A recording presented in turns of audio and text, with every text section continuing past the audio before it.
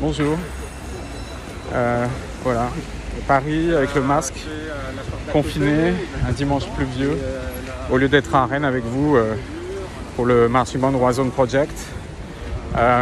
Vu le temps, je me dis que c'est peut-être mieux finalement qu'on ait reporté au printemps, si on peut le faire, l'expérience qu'on devait faire ce week-end, le 14 et 15 novembre. Mais en même temps, je dis ça et en même temps, je suis déçu de ne pas être là. Mais c'est une expérience, c'est la première expérience qui nous échappe un peu, celle du Horizon Project à Rennes. Pourquoi? Parce que c'est la première fois qu'on hybride le marching band, qui est déjà une forme très hybride en soi, avec une autre culture qui serait la culture bretonne d'une part, et puis d'autre part où moi j'assume peut-être une écriture, quelque chose de beaucoup plus écrit et moins performatif, au sens où il y a effectivement la réunion de plein de gens qui sont libres d'inventer à l'intérieur d'un cadre précis. C'est toujours ma méthode de travail, mais cette fois, pour les lieux dans lesquels on devait faire les présentations, on aurait écrit des choses plus précises, plus concrètes, plus chorégraphiées d'une certaine façon, même si je dirais qu'il y a 3 niveaux de travail, 3 niveaux de chorégraphie.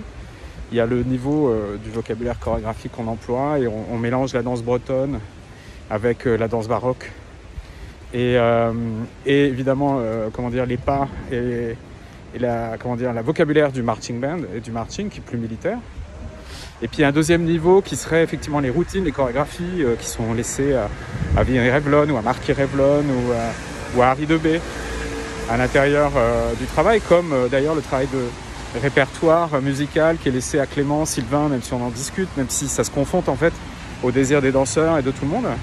Et puis à l'endroit où moi je travaille plus, qui est une écriture sur l'ensemble, sur le déplacement, sur les formes concrètes, sur un aspect beaucoup plus visuel, comment ça se passe dans le frac, comment on décide de déstructurer à l'intérieur du frac la musique et la danse parce que l'architecture nous y amène, comment on peut mettre des veuses à l'intérieur de l'ascenseur pour que d'un seul coup elles éclatent lorsque les portes de l'ascenseur s'ouvrent.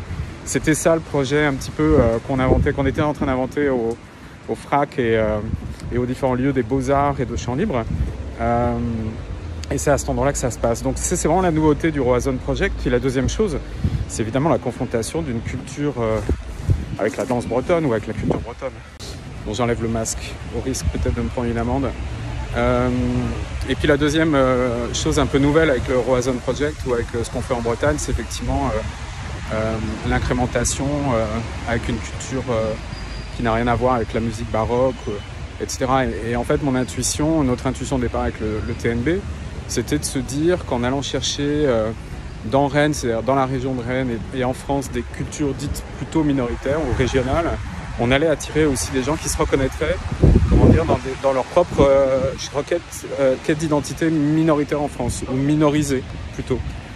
Minoritaire, ce serait déjà une manière de minoriser les gens, donc disons plutôt minorisés, considérés comme des minorités. Voilà.